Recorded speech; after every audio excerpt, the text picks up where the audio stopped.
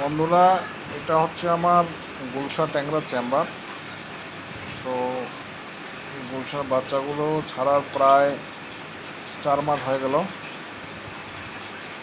আজকে রাত্রেবেলা এসে আমি নিজের হাতে একটু ফিড দিলাম।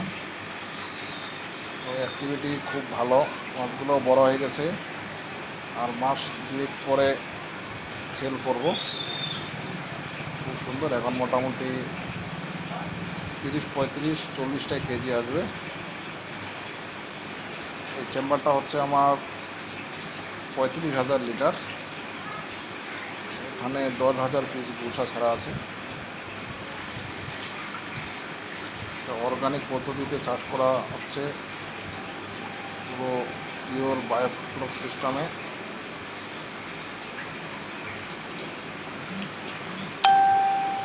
আর এই গুলশা ট্যাংরায় রোগ বালাই নাই বললেই চলে।